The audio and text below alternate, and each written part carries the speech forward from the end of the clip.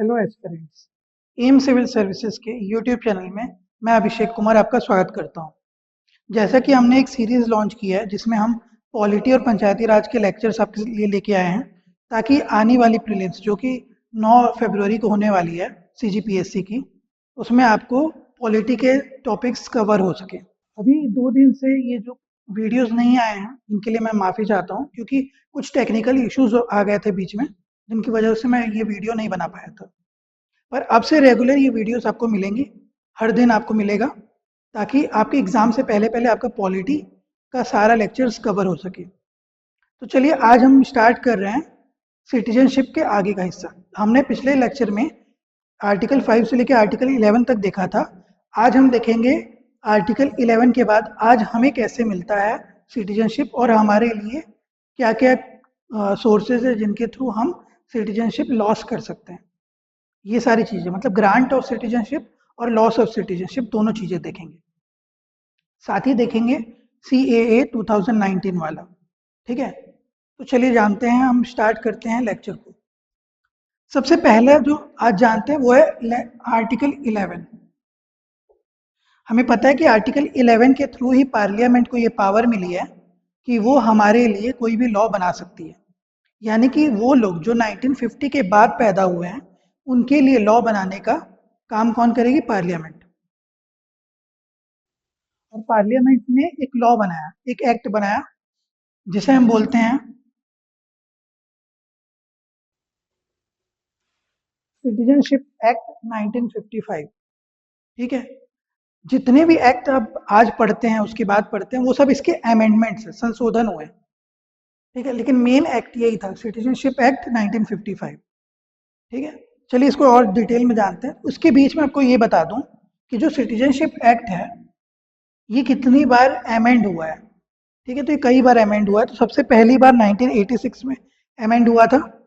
ठीक है, फिर 2003 में, फिर 2005 में और 2019 में। ये वाला जो है स्पेशल 2019 वाला जो एक्ट आया था वो स्पेशल क्लॉज था। ठीक है, स्पेशल अमेंडमेंट था। लेकिन मेनली चेंजेस हुआ जो आज हम देखते हैं वो है 2003 और 5 के बाद का। ठीक है, चलिए क्लास स्टार्ट करते हैं, आगे का चीज जानते हैं। तो अब जानते हैं CAA मतलब सिटीजनशिप एक्ट 1955 के क्या क्या प्रोविजंस थे। तो दो प्रोविजंस थे, एक तो ग्रांट और दूसरा लॉस, जिसे हम ग्रांट को एक्विजिशन भी बोलते हैं। ठीक है, और लॉस ऑफ सिटीजनशिप, ये दो, ये किस तरीके से याद कर सकते हैं आप? तो एक तरीका है जो मैंने पढ़ा था सर से, तो ये है ब्रांड। ठीक है, 5 तरीकों से आप किसी को क्या देते हैं? सिटीजनशिप या नागरिकता देते हैं। तो ब्रांड यानी कि बाय बर्थ। ठीक है, RANOD। ठीक है, तो बाय बर्थ के बाद रजिस्ट्रेशन, एक्विजिशन, एक्विजिशन को इनकॉर्पोरेशन ऑफ टेरिटरी भी बोलते हैं, यानी कि हमारा जो सॉवरेनिटी अपन मैंने आपको पढ़ाया था संप्रभुता, तो उस समय मैंने पढ़ाया था आर्टिकल 1 मतलब पार्ट 1 में। आर्टिकल 1 में एक क्लॉज था कि हम कोई नई टेरिटरी भी एक्वायर कर सकते हैं। तो जब आप नई टेरिटरी या नए क्षेत्र को अपने अधीन करेंगे तो वहाँ रहने वाले लोगों को भी तो अपनी नागरिकता देनी होगी। तो वो इसके माध्यम से मिलता है, द एक्विजिशन या इनकॉर्पोरेशन ऑफ टेरिटरी। फिर नेचुरलाइजेशन और डिसेंट। ठीक है, किताबों में जब पढ़िएगा तो बर्थ के बाद डिसेंट दिया है, डिसेंट के बाद रजिस्ट्रेशन, फिर नेचुरलाइजेशन, फिर एक्विजिशन। उसका सीक्वेंस से कोई लेना देना नहीं है, आप अपने हिसाब से पढ़ सकते हैं। तो ये एक तरीका बताया मैंने, ब्रांड से आप याद कर सकते हैं। लॉस याद करना है आपको, तो अगर रेलवे में आपने ट्रेवल किया होगा तो आपने सुना होगा कि मान लेते हैं कभी ट्रेन लेट होती है ना, बहुत ज़्यादा, तो आप कभी वो ट्रेन छोड़ देते हैं लेट होने के कारण, तो आपको क्या होगा? पैसे वापस मिलते हैं। पर उसके लिए आपको एक प्रोसीजर फॉलो करना होता है जिसे हम बोलते हैं TDR। ठीक है, TDR फाइलिंग होता है, सुने होंगे। तो T से क्या होता है? टर्मिनेशन। ठीक है, टर्मिनेशन के बाद D से क्या होगा? तो डेप्रीवेशन। और R से रिनाउंसिएशन। ठीक है, चलिए अभी इन सबको डिटेल में जानते हैं एक एक करके। क्योंकि अगर ये बर्थ से मिलता है तो आज के टाइम में क्या प्रोविजन है, कैसे मिलता है, ठीक है, रजिस्ट्रेशन के थ्रू आज के टाइम में क्या प्रोविजन है, एक्विजिशन में क्या प्रोविजन, इन सबको हम आज के हिसाब से जानेंगे जो एट प्रेजेंट हमारे लिए जरूरी है।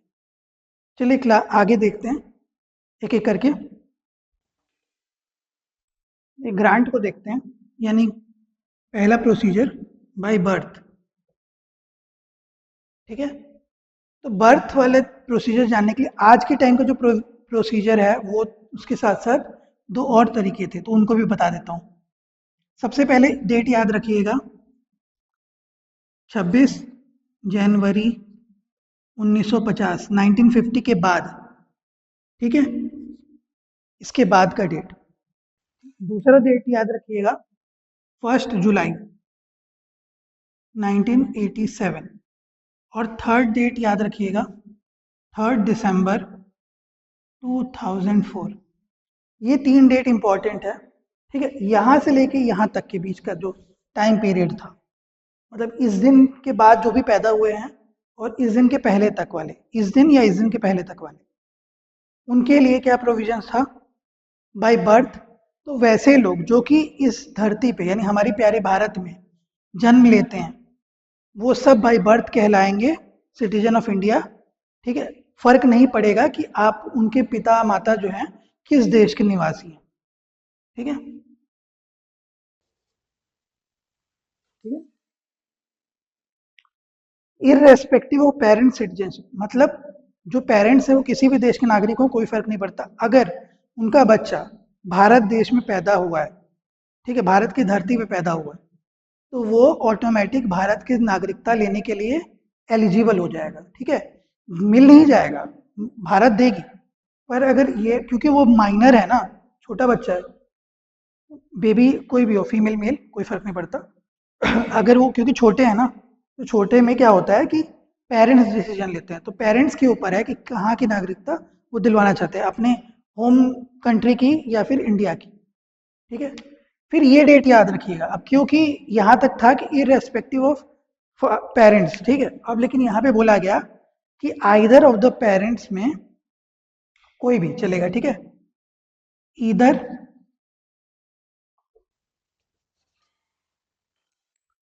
ठीक है, either of the parents should be citizen of India at time of birth. मतलब या तो मम्मी या पापा कोई भी बच्चे का, अगर जब बच्चा पैदा हो रहा है उस समय भारत के नागरिक हैं, तो बच्चे को ऑटोमेटिक क्या मिल जाएगा, भारत की नागरिकता मिल जाएगी। पर 2004 में इसको चेंज कर दिया गया, ठीक है, क्योंकि यहाँ पे ये कहीं भी नहीं लिखा है कि जो इलीगल माइग्रेंट्स हैं उनको अलाउड है कि नहीं, ठीक है। यहाँ पे अलाउड था, मान लेते हैं कि जैसे अभी आपने सुना है रोहिंग्यास बहुत सारे इलीगली आते हैं, तो अगर आप इंडियन सिटीजन हैं और आपने किसी रोहिंग्या से शादी कर ली, पहले की बात बता रहा हूँ ना, 1987 की पहले की बात बता रहा हूँ, इलीगल माइग्रेंट से शादी कर ली, तो भी आपका बच्चा by birth citizen of India कहलाएगा। लेकिन अब क्या कर दिया गया है कि या तो both the parents should be citizen of India, या फिर इधर वन पेरेंट्स,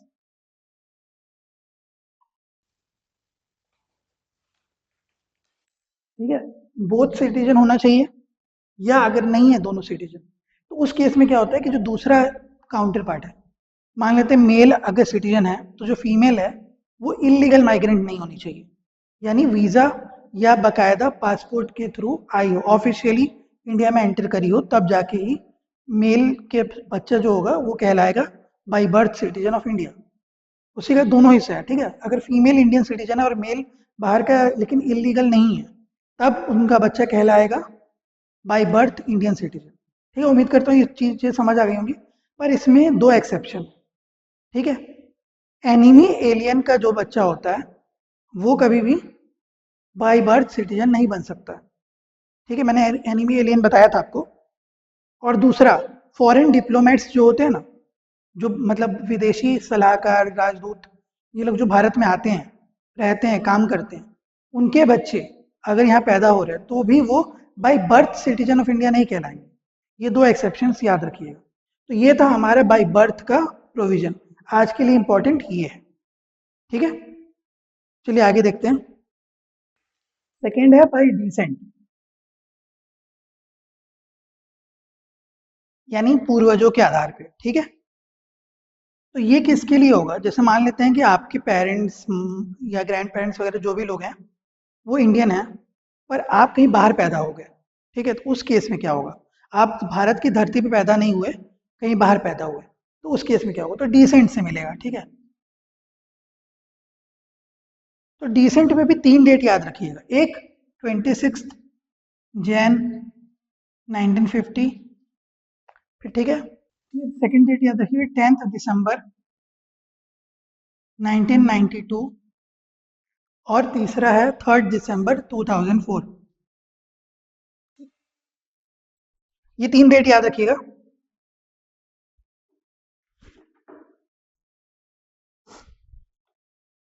26 जनवरी 1950, 10 दिसंबर 1992 और 3 दिसंबर 2004, ठीक है। 26 जनवरी के बाद जो पैदा हुआ है और 10 दिसंबर 1992 के पहले, इस बीच में, ठीक है, इस डेट पे नहीं, इस डेट के पहले यानी 9 दिसंबर 1992 तक, उस केस में क्या होगा कि यहाँ जो लोग पैदा हो रहे हैं, अगर उनके फादर, ठीक है, साफ साफ मेंशन है कि पिता पिता अगर सिटीजन होंगे ना, तो चाइल्ड बन जाएगा बाय डिसेंट, ठीक है। फादर को सिटीजन होना जरूरी है, लेकिन फिर बाद में 1992 तक, यानी एलपीजी रिफॉर्म्स की बात है, ठीक है, याद रखिएगा। जब ग्लोबलाइजेशन हो गया तो वुमेन्स का एम्पावरमेंट की बात होने लगी, महिलाओं के उत्थान की बात होने लगी, तो इसीलिए यहाँ पे बोला गया कि सिर्फ फादर बोलना पैट्रियार्कियल है, ठीक है, पितृ सत्तात्मक है। उसके लिए क्या करना जरूरी है, माताओं को भी साथ में इंक्लूड करना जरूरी है। तो यहाँ पे किया गया ईदर पेरेंट, बस इतना याद रखिएगा। 10 दिसंबर 1992 को पैदा होने वाले या उसके बाद, लेकिन 3 दिसंबर से पहले तक, यानी 2 दिसंबर 2004 तक पैदा होने वाले लोग इस ब्रैकेट में आएंगे, ठीक है। उनके कोई भी मम्मी या पापा अगर सिटीजन है एट टाइम ऑफ बर्थ, ठीक है, एट टाइम ऑफ बर्थ याद रखिएगा, जन्म के समय, बच्चे के जन्म के समय होना जरूरी है, ठीक। तो उसके बाद ये हो जाएंगे बाय डिसेंट। लेकिन 2004 के बाद क्या बोला गया कि इस क्लॉज के साथ प्लस कर दिया गया दो चीजें और, ठीक है। ये तो होना जरूरी है कि इधर उधर पेरेंट्स को होना जरूरी है, पर साथ में और क्या ऐड किया गया कि अब आपको, अगर जैसे मान लेते हैं आप बाहर देश में हैं, काम कर रहे हैं, तो इस केस में पहला पोजीशन में क्या होना चाहिए कि आपको 1 साल के अंदर अंदर अपने बच्चे का रजिस्ट्रेशन करवाना पड़ेगा एप्लीकेशन देके, ठीक है। जन्म से 1 साल तक के बीच में, यानी 0 से 1 ईयर तक चाइल्ड को क्या करना होगा, रजिस्टर करवाना होगा अपने नियरेस्ट काउंसलेट में, ठीक है। जो भी नज़दीकी एम्बेसी होगी सरकार की, वहाँ पे जाके आपको अपने बच्चे का नामांकन करवाना होगा, नॉमिनेशन। दूसरे केस में मान लेते हैं ये 1 साल का टाइम आपका निकल गया, आप किसी भी कारण से भूल गए, काम के कारण नहीं याद रहे, कोई भी कारण रहा, आपसे ये मिस हो गया, तो इस केस में क्या होगा, इस केस में होगा कि आपको फिर गवर्नमेंट से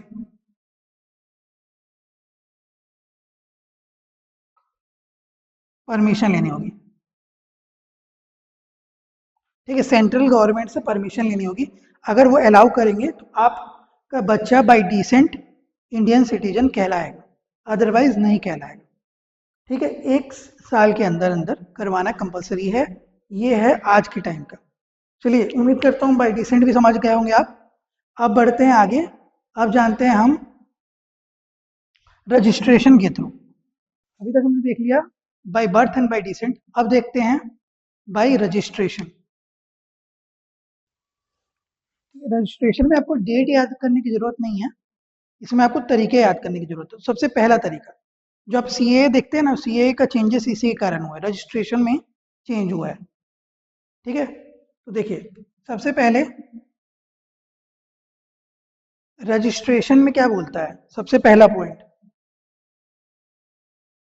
कि अगर आप किसी देश में बाहर में रह रहे थे, ठीक है, तो अगर आप ऑर्डिनरली रेसिडेंट थे बाहर के, लेकिन आप चाहते हैं कि इंडिया का सिटीजनशिप लेना, आप आए इंडिया में, और अगर आपका इंडिया से कहीं ना कहीं से ताल्लुक था, ठीक है। तो अब आपको क्या करना होगा, आपको 7 साल तक इंडिया में ऑर्डिनरी रेसिडेंट की तरह रहना होगा।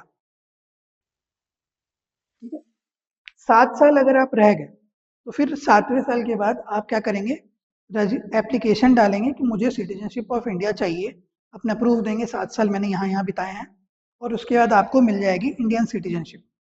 ठीक है।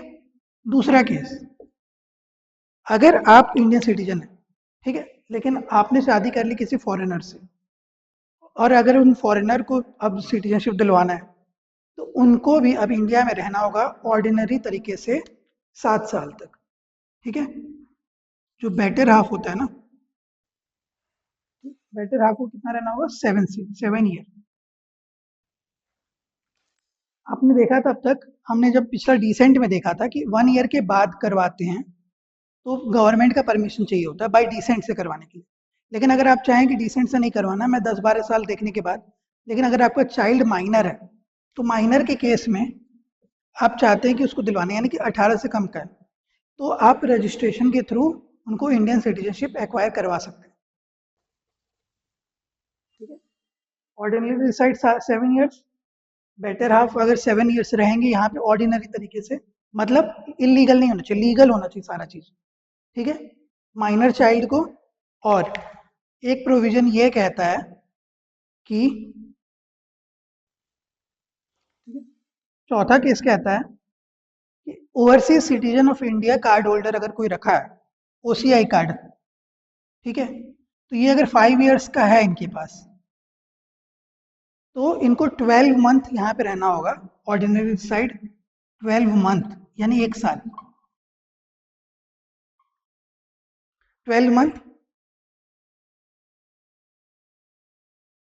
12 मंथ, 1 ईयर, एक ही चीज है।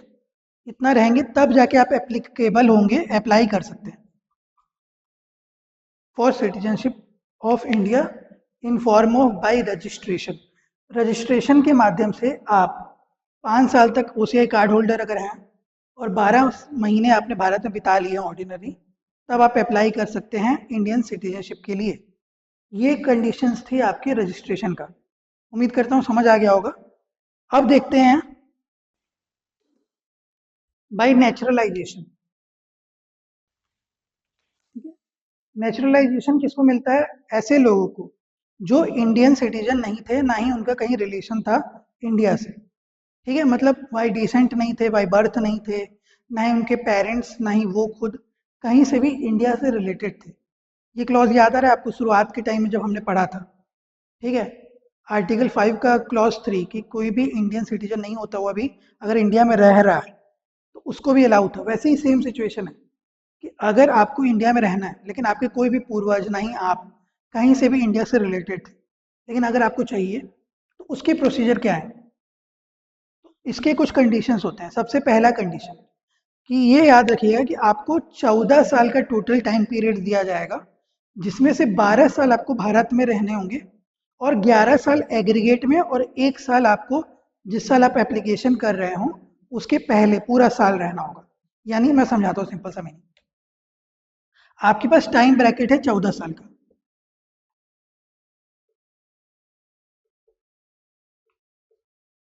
ठीक है, 14 ईयर्स का ब्रैकेट है, इसमें आपको 11 ईयर्स यानी 11 साल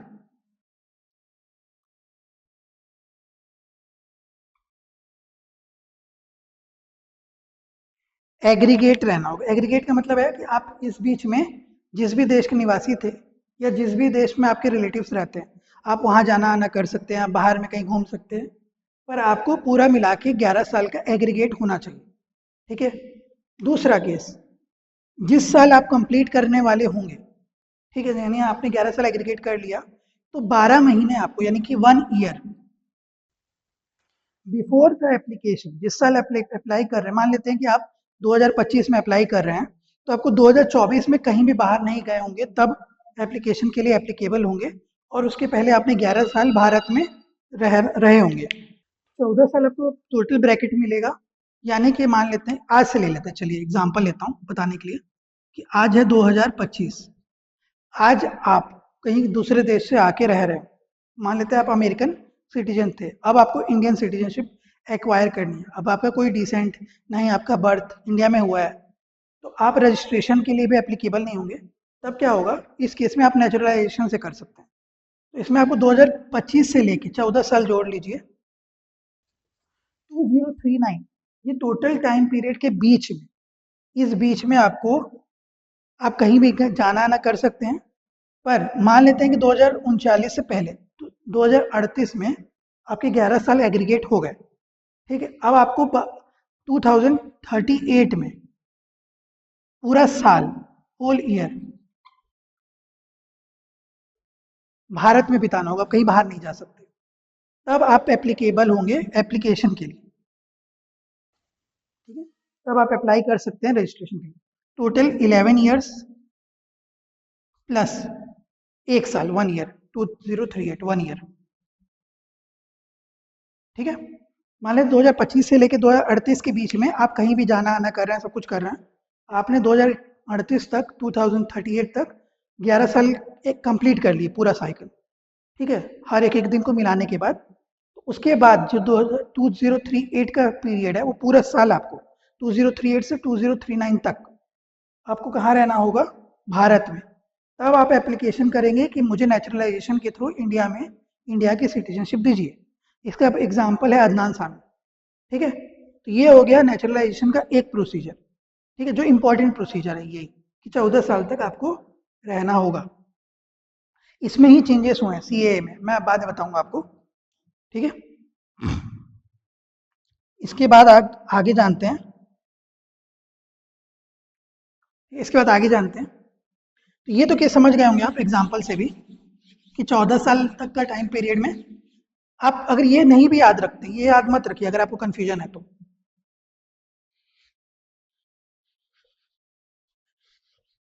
आप चाहें तो सिर्फ इतना याद रख सकते हैं, 11 साल एग्रीगेट प्लस 1 साल आपको बिफोर रजिस्ट्रेशन, ये आपको करना ही होगा भारत में रहने के लिए, सिटीजन बनने के लिए, ठीक है। दूसरा केस, ठीक है, इसके अलावा आपको क्या चाहिए, कि एडिक्वेट नॉलेज होना चाहिए।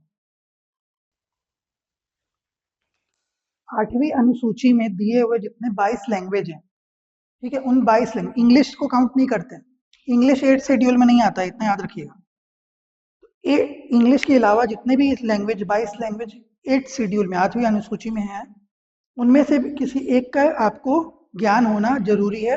तब जाके आपको नेचुरलाइजेशन के थ्रू इंडिया में रजिस्ट्रेशन करने का मौका मिलेगा। और इसके अलावा अगर आपके अंदर कोई खूबी है, जैसे आप आर्ट रिलेटेड आदमी, जैसे अदनान सामी सिंगर है, ठीक है, आर्ट रिलेटेड हैं, ठीक है, कोई साइंटिस्ट हैं, या किसी भी तरीके से एडिक्वेट नॉलेज है आपके अंदर किसी भी आर्ट से रिलेटेड, ठीक है, मतलब साइंस, आर्ट, लिटरेचर, ईटीसी, ऐसे सब्जेक्ट्स में अगर आपके पास महारत है, तो भी आपको इंडिया नेचुरलाइजेशन के थ्रू सिटीजनशिप ग्रांट करती है। तो ये हो गया सिटीजनशिप बाय नेचुरलाइजेशन। आज का हमारा last topic, loss of citizenship, हम अगले लेक्चर में देखेंगे, क्योंकि समय हो रहा है, छोटे छोटे लेक्चर्स रहेंगे तो याद करना ज़्यादा इजी होता है। अगले लेक्चर में हम देखेंगे लॉस ऑफ सिटीजनशिप और सीएए 2019 को, फिर हमारे ये चैप्टर खत्म हो जाएगा। फिर हम most important chapter fundamental right start करेंगे, इनकॉर्पोरेशन ऑफ टेरिटरी या एक्विजिशन ऑफ टेरिटरी, याद रखिएगा, इनकॉर्पोरेशन या एक्विजिशन एक ही चीज है, ब्रांड में ए पढ़े थे ना, ये वही है। एक्विजिशन मतलब एक्वायर करना, किसी चीज को कैप्चर करना, ठीक है। तो ये कैसे होगा, तो ये बहुत सिंपल है। जब भी भारत कोई भी भूमि अधिग्रहित करता है, अपने अधीन करता है, तो वहां रहने वाले लोगों को एक चीज याद रखिएगा, भारत की गवर्नमेंट यानी सेंट्रल गवर्नमेंट ये निर्धारित करेगी कि किसको देना है सिटीजनशिप, सबको नहीं मिलेगा। एग्जाम्पल देता हूँ कि ये क्या होगा, सिटीजनशिप कंडीशन कौन डिसाइड करेगा, सेंट्रल गवर्नमेंट, ठीक है, वो डिसाइड करेगी किसको देना है किसको नहीं देना है। देखिए क्या होता है कि कोई टेरिटरी एक्वायर करते हैं तो जरूरी नहीं है कि सब लोग के सब लोग वहां पे रहते ही हों, ठीक है, डोमिनियन, सॉरी डोमिसाइल हो, ये जरूरी नहीं है, ठीक है, रहवासी हो जरूरी नहीं है, कुछ लोग घूमने भी तो आते हैं, मान लेते हैं जैसे अभी भारत ने बांग्लादेश के साथ, मैंने आपको पढ़ाया था 111 और 51 का जो चेंजेस किया था एनक्लेव्स का, तो उसमें 51 एनक्लेव्स जो इंडिया में आए, तो वहाँ पे रहने वाले लोग, ठीक है, जो वहाँ के निवासी थे, उनको तो भारत सिटीजनशिप देगा, पर क्या कुछ लोग घूमने भी तो गए होंगे, तो क्या घूमने वाले लोगों को देगा? नहीं, ये उनसे पूछेगा कि आपको चाहिए, तो प्रोसीजर मिलेगा, फिर उस प्रोसीजर के थ्रू आपको करना होगा, क्योंकि वो रहवासी नहीं है। ठीक है, तो सिटीजनशिप ग्रांट करने का तरीका ये डिसाइड करेगी सेंट्रल गवर्नमेंट कि किस टेरिटरी को एक्वायर कर रहे हैं, तो कैसे उनको देना है, क्या देना है। ठीक है, तो ये था हमारा पांचों तरीका जिसके माध्यम से भारत की गवर्नमेंट किसी को सिटीजनशिप देती है आफ्टर 26 जनवरी 1950, 1950 26 जनवरी के बाद से, जिस दिन हमारा संविधान क्या हुआ था, आत्मसात हुआ था। ठीक है, यानी हमारा संविधान लागू हुआ था। तो उस दिन के बाद से, कमेंसमेंट के बाद से जो भी चीज़ें हुई हैं वो इसी माध्यम से हुई। चलिए अगले लेक्चर में हम देखेंगे लॉस ऑफ सिटीजनशिप और सीएए 2019। इसके साथ ही छोटा सा असम अकॉर्ड है, वो भी बता दूंगा, ताकि अगर एग्जाम में पूछे तो आपसे बन जाए। आज का लेक्चर अगर आपको अच्छा लगा हो तो प्लीज़ इस लेक्चर को लाइक करें, हमारे चैनल को सब्सक्राइब करें, अपने साथी यारों के साथ, और जो लोग इस तरह की परीक्षाओं की तैयारी कर रहे हो, यानी सरकारी परीक्षाओं की तैयारी कर रहे हो, जिनके लिए ये लाभकारी हो, उन तक इन लेक्चर्स को, हमारे लेक्चर्स को पहुंचाने के लिए शेयर करें, और साथ ही साथ बेल आइकन दबा दें, ताकि आने वाले सारे लेक्चर्स के अपडेट आपको पहले मिल सके। Thank you and have a nice day.